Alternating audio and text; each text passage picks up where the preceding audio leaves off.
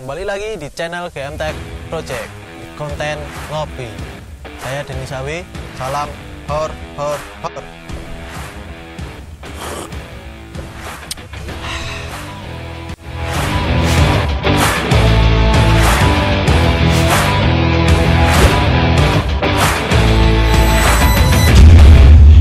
Ya, melanjutkan video selanjutnya. Baju tidak ganti karena syuting juga hari ini melanjutkan, jadi daripada ganti-ganti boros sabun maka dilanjutkan aja ya, di seruput dulu lur. Di video kedua kali ini ada di part 2 ini GM Tech Project, di konten khususnya konten ngopi, ngobrolin apa hari ini akan membahas tentang atau melanjutkan tema yang ada di video sebelumnya, yaitu sejarah CB100 dan CB125 yang hadir di Indonesia. Sekarang ngomongin tentang sejarah adanya klub CB Indonesia yang ada, dimana pastinya ada sejarah-sejarahnya, bagaimana klub CB Indonesia itu berdiri, seperti apa jalannya atau seperti apa tujuannya. Menurut pengetahuan saya tulis di skrip, dan daripada saya nggak hafal mending saya baca. Di sini ngomongin perkembangan dunia CB Indonesia. Motor ini termasuk sangat cepat perkembangannya di Indonesia. Banyak dari pencinta motor CB yang bermunculan di tahun-tahun itu dibuktikan dengan adanya acara-acara CB dari tahun ke tahun. Banyak yang ikut hadir juga meramaikan acara itu, dari klub-klub baru, klub-klub lama. Kemudian waktu itu klub motor CB punya semboyan, yaitu seduluran sak lawase, dimana semboyan ini cukup banyak orang-orang terhipnotis dari semboyan tersebut, dikarenakan seduluran sak lawase. Menurut saya pribadi, seduluran sak lawase itu mempunyai arti yang sangat luas. Bisa dibilang mempunyai sedulur, yang dari bahasa Jawa Indonesianya itu mempunyai saudara yang banyak dan selamanya.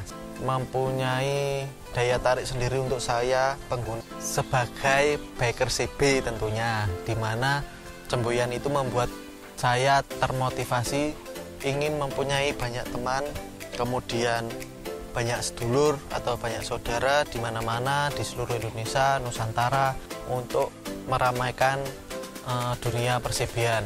Kemudian terbentuknya CB Indonesia itu, sepengetahuan saya, dari perkembangan terakhir komunitas CB di era 2010 mulai tumbuh jamur-jamur, atau banyak bermunculan klub-klub baru atau klub-klub awal untuk membuat atau meramaikan CB di dunia CB Indonesia.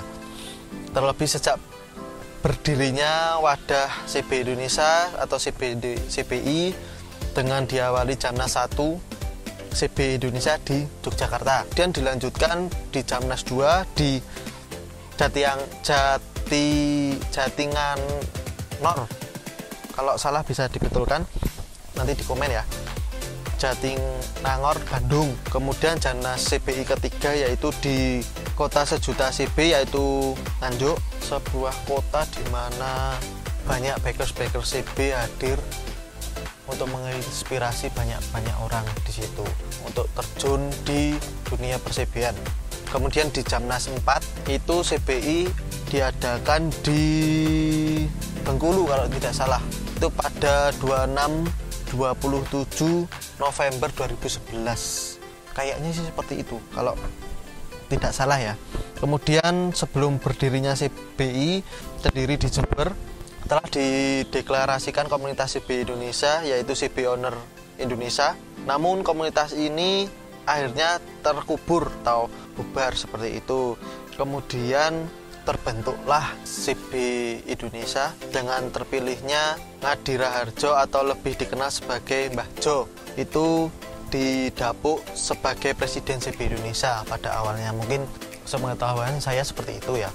Kemudian berdasarkan catatan klub CB tertua di Indonesia, yaitu CB Nganjuk, di tahun 2011 berusia 22 tahun. Berarti kan 2011 22 tahun, berarti terbentuknya CB Nganjuk itu kan sudah lama sekali. Berarti sebelum banyak-banyak klub berdatangan atau CBI terbentuk, CB Nganjuk sudah ada seperti itu.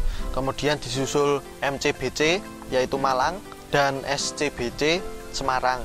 Dalam event kemanusiaan komunitas CB telah membuktikan dalam bencana Merapi di Jogja. Selain memberikan bantuan logistik dan bantuan finansial, anggota-anggota CB dari berbagai daerah terjun langsung membantu para korban, di mana beberapa di antaranya pun ikut mendirikan posko relawan CB, di antara posko CB Mopta, posko CB Klaten, dan posko CB Muntilan Magelang.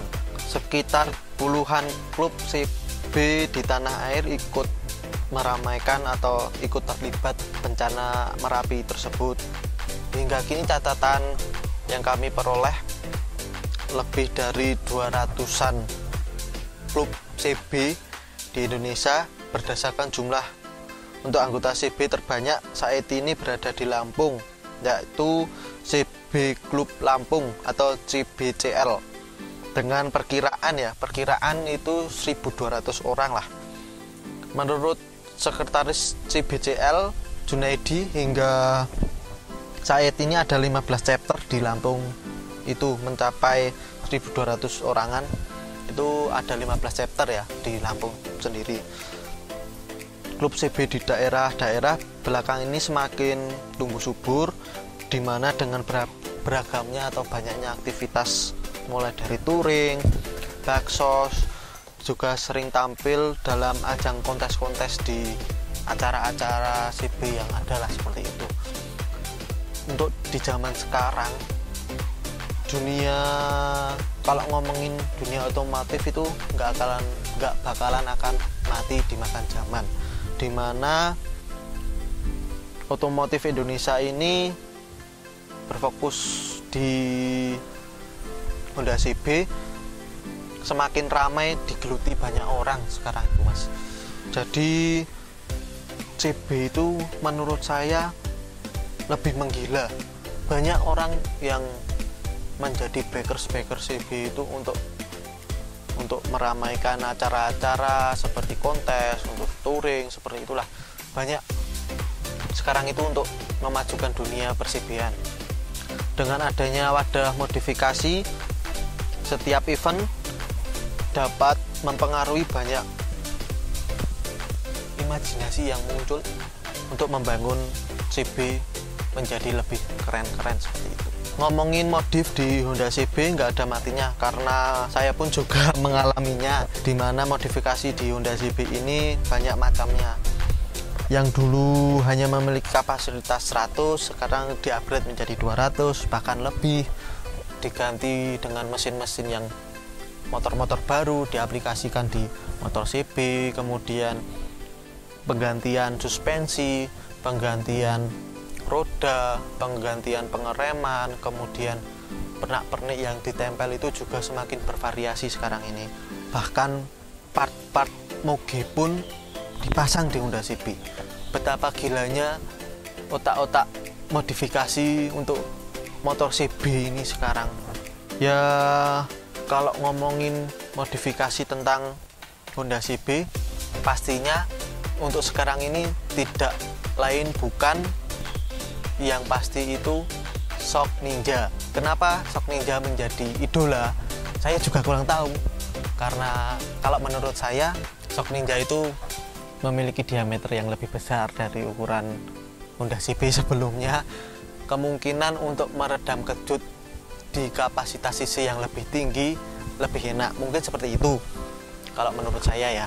Kemudian banyak part-part moge yang ditempelkan di CB menjadikan Honda CB itu lebih terkesan mewah, tidak jadul seperti itulah. Jadi klasik namun elegan, dimana banyak Honda CB yang sekarang ini menjadi tren, yaitu seperti contohnya speedometer, lampu, kemudian batok lampu, cat tuh sudah tidak akan terhingga lah untuk ngomongin otomotif, khususnya di modifikasi ya. Mungkin cukup segini video dari kami. Jika ada banyak-banyak salah di kata maupun ucapan yang saya buat, sedikit pengetahuan saya di Honda CB, mohon dimaafkan. Untuk teman-teman mau request video selanjutnya atau konten-konten lainnya, bisa di komen di bawah. Untuk memajukan channel ini, untuk membantu channel ini lebih berkembang lagi, jangan lupa subscribe, kemudian like, komen sebanyak-banyak mungkin, dan share video ini atau video lainnya ke teman-teman kalian semua supaya baik lagi. Semoga video kali ini dapat menjadi inspirasi, menjadi pembelajaran atau lainnya lah untuk kalian semua. Terima kasih, semoga bermanfaat. Salam hor.